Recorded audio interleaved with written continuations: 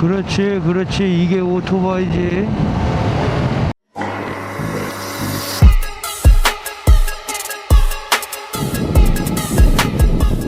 자, 안녕하십니까, 라이더 오노입니다. 자, 오늘 좀 갖고 온 지 좀 됐는데 지금 13,000km 정도 탔고요. 오늘 야마 R7 한번 시승기랑 한번 각종 디자인 같은 것 좀 이렇게 알려드리려고 합니다.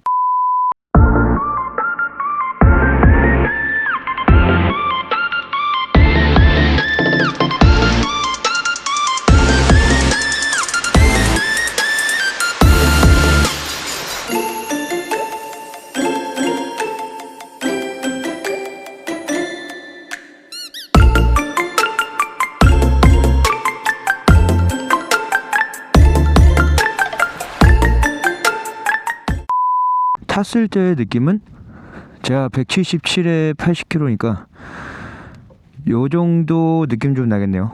요 정도. 사실 제가 R3를 타본 적은 없는데 R3보다 조금 크다고 하더라고요. 근데 이게 R3랑 R7이랑 비교할 건 아닌 것 같고, 유튜브를 좀 시승기를 좀 많이 찾아왔어요. 저는 사실 디자인 하나 보고 산 거라 뭐 딱히 불만족인 거는 하나 있다. 배기음. 자, 배기음 한번 들려드릴게요. 미들급인데 자, 이 당길까?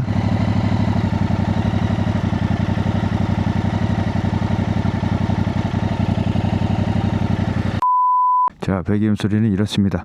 사실 저는 그렇게 배기음을 크게 신경을 안 써가지고 잘 모르겠는데 좀 작아요. 많이 작아요. 솔직히 3단 한 100km 조금 넘으면은 배기음이 안 들립니다. 이게 배기음이 안 들리고요. 전자 장비 같은 것도 없고 ABS만 들어가 있는 걸로 알고 있어요. 그 다음에 퀵시프트는 옵션으로 10 얼마 주면은 이게 장착할 수 있다고 들었거든요. 10 얼마 주면은 장착할 수 있고, 그 다음에 제가 발인이라 잘 모르지만 전반적인 주행 질감이라던가 그런 건 되게 부드러워요. 거칠 땐 거칠고 공도에서는 또 부드럽게 나가주는. 근데 이 스로틀이 좀 반응이 세요. 그래서 조금 살살 줘야 된다. 제가 아직 리터급 바이크를 못 타봐서 잘 모르겠는데 조금 저한테는 부족함이 없는 출력이다. 부족함이 하나도 없고 오히려 과분하다. 네, 정말 재미있는 바이크예요. 진짜로 정말 재밌어. 지금 이걸 타면서 여수도 갔다 오고 속초 갔다 오고 많이 다녀봤는데 정말 재밌어요. 뭐 물론 뭐 전자장비들이 더 많았으면 좋았겠지만 뭐 그런 거 없이도 뭐 충분했으니까. 제가 처음에 탔던 게 슈퍼커브. 배기음만 빼면은, 배기음은 뭐 그러더라고.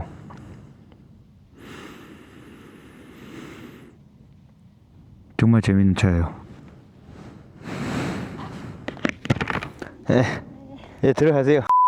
그리고 이게 시트고가 835mm로 알고 있는데 좀 R차 다른 동급 포지션에 비해서는 조금 높습니다. 근데 오히려 그게 좀 장점이 되는 것 같아요. 오히려 세븐을 왜 까는지 모르겠어요. 물론 1200만 원이라는 가격대에 형성이 되어 있고 배기음도 별로고 전자장비가 없다고는 하지만 정말 야마하에서 정말 전 잘 만든 차라고 생각해요. 물론 R6 비교하면은 안 되지만 R6는 또 4기통에다가 빵도 크고 얘가 좀 빵이 약간 얄쌍하니 그런데 뭐 그런 거 빼고는 뭐 쿼터급을 타다가 미들급으로 넘어올 때 정말 좋은 바이크이기도 하고, 아직까지는 뭐 TC의 부재를 뭐 크게 느낀 적도 없고요. 그리고 공도에서 뭐 그렇게 쏘진 않잖아요. 사실 그렇게 쏘진 않으니까 다들 뭐 쏘려나? 쏘면 안 돼요. 네.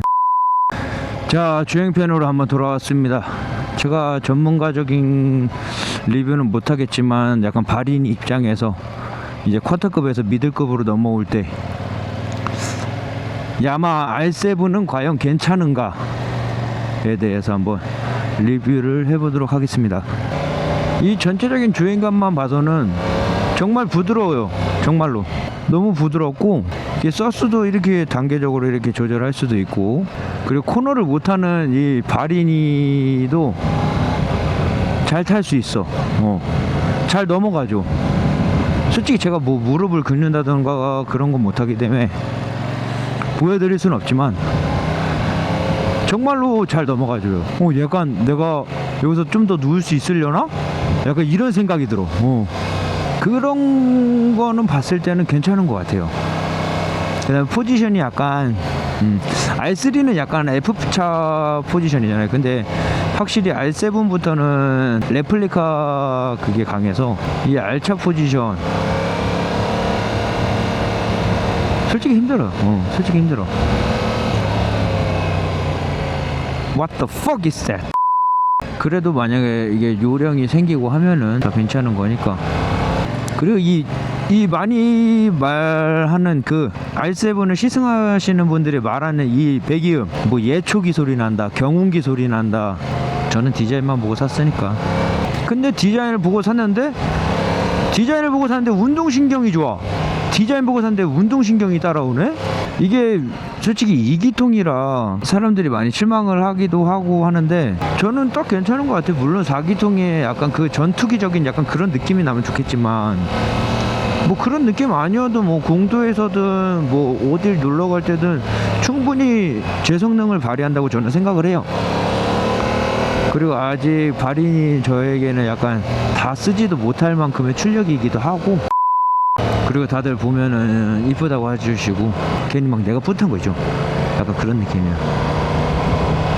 그리고 생각보다 이 서스가 되게 지금 세팅을 약간 말랑말랑하게 해놨는데 괜찮아요. 정말로 좋아요.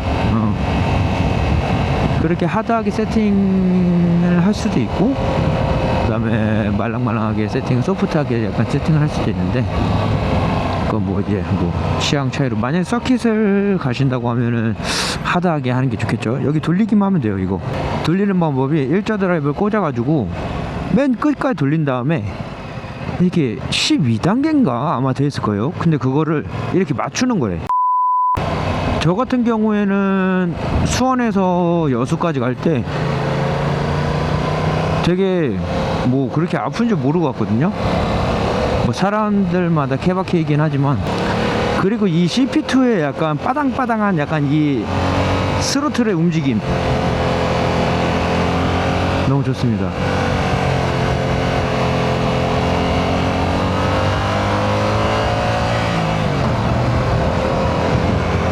들리시나요? 이 살짝만 이 옮겨줘도 약간 얘가 가고 싶어하는 이 느낌, 뭔가 이 시트고가 높아서 그런지 이게 공차 중량이 188kg로 알고 있는데 가볍게 느껴지는 마법이 있어요. 가볍게 느껴져. 그러니까 뭔가 위급 상황이 발생했을 때 내가 뭔가 대처하기가 괜찮아요. 이 친구가 내가 원하는 대로, 내가 바라보는 방향대로 잘 움직여줬어. 정말 잘 받아줍니다. 지금 이 R7이 감가도 많이 되고 많이 우리 한국 시장에서 약간 저평가되고 있는 그런 바이크이기도 한데, 만약에 저처럼 디자인만 보고 사시는 분들이 있다고 하면은 딱 좋아요. 진짜로.